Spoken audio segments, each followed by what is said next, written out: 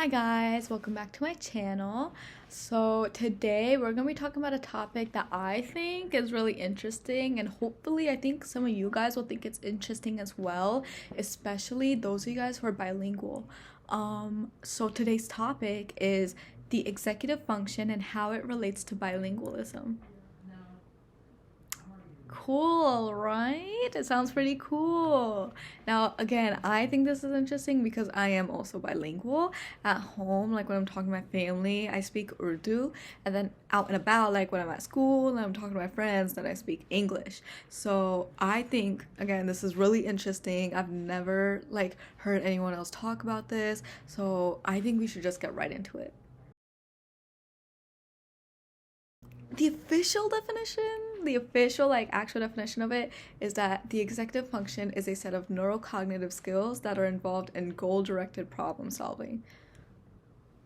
But that's a lot to take in. That's a lot of big words, a lot of information.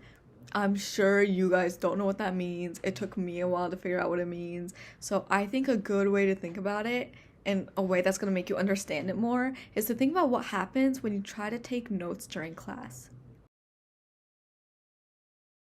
While you're in class and you're taking notes, there's so much going on. There's always so much going on. Because look, you are writing down your notes or typing down your notes, but while that's happening, your professor is speaking. They're saying important information, but then they're also showing a PowerPoint slide which has information on it that they're not talking about, and then they're talking about information that's not on the slide. So you have two different sources of information that are both saying kind of different things, right?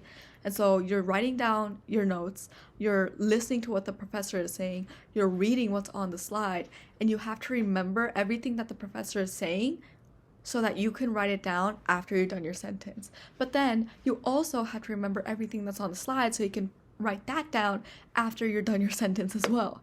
But then that's not even it, because then there's someone sneezing in the background, and then there's someone yelling in the hallway, and then there's a door slamming, and then there's a whole loud footsteps going around in the hallway, and there's just so much going on. There's always so much going on.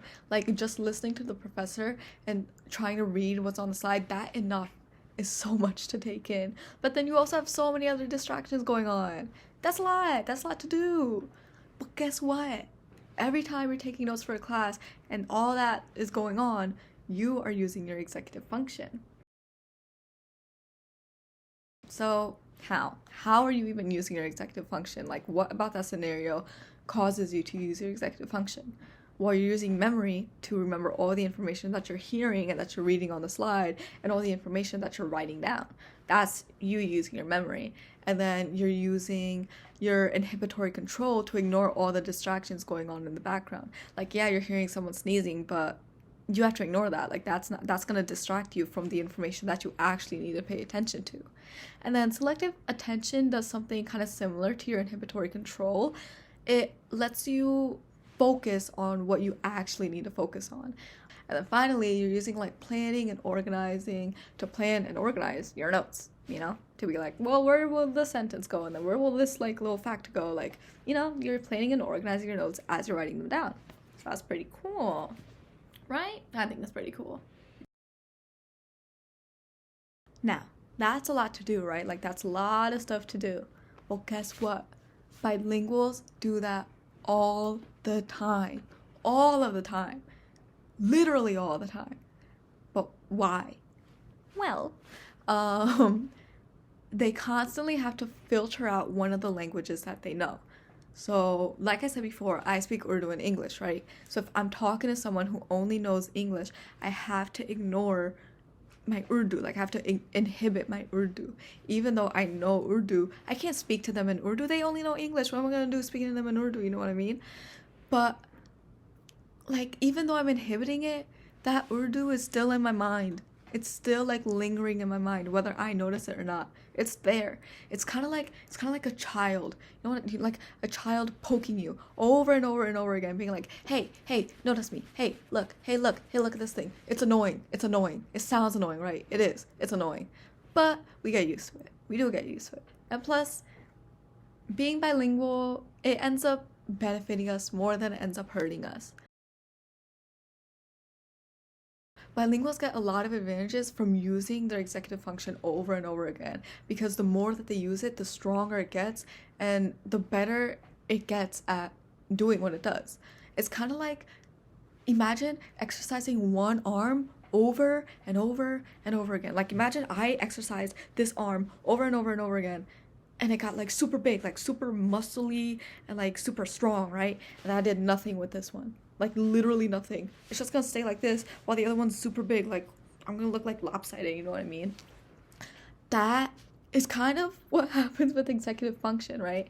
So like, the more that we use it, the stronger it gets and the better it gets at doing its job. So like, for example, the executive function is located in the frontal lobe of your brain, which is again in the front, and this area is usually diseased in cases of Alzheimer's and dementia.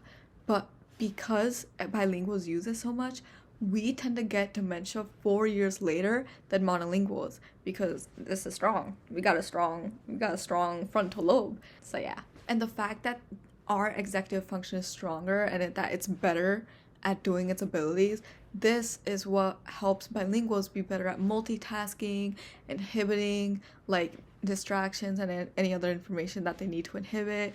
They're better at like memory, they have better memory, and then they're better at like selective attention. They're better at like all the things that the executive function is responsible for. And this is why people like jugglers, intense gamers, taxi drivers, this is why they're so good at what they do, because people from those occupations, they're constantly using their executive function for their jobs. In fact, there have been like studies that show that the hippocampus, which is a part of your brain that's like involved in memory, the hippocampus of taxi drivers is bigger than the average person's, because taxi drivers constantly have to memorize all the routes to like get to a certain place, and then they have to remember where places are and how to get there from any part of the city, you know? So they have like a huge hippocampus. They're great at memory. And then intense gamers, like, they're constantly using their executive function as well. They're ignoring like, you know, stuff that's going on like at home. Like, if they hear like people talking at their house, they're ignoring that because they're focused on the game. They're ignoring things that are going on in the game that they don't need to pay attention to, you know what I mean? And then the same thing with jugglers. Juggling is hard. It's a lot to do, and they're good at what they're doing. Jugglers are good at juggling because they use their executive function so much. So pretty cool. So to recap, the executive function is a set of neurocognitive skills that are involved in goal-directed problem solving, and it includes memory, inhibitory control, selective attention, and planning and organizing. Its abilities are usually boosted in bilinguals because they use it more than monolinguals. They're constantly using their executive function when they're trying to use one language and trying to like inhibit the other, or, you know, like the fact that they even know two languages, that takes up a lot of memory, you know what I mean? A lot of like, you know so many words, and then you also know so many like, you know, two different like grammar structures, like sentence structures, stuff like that.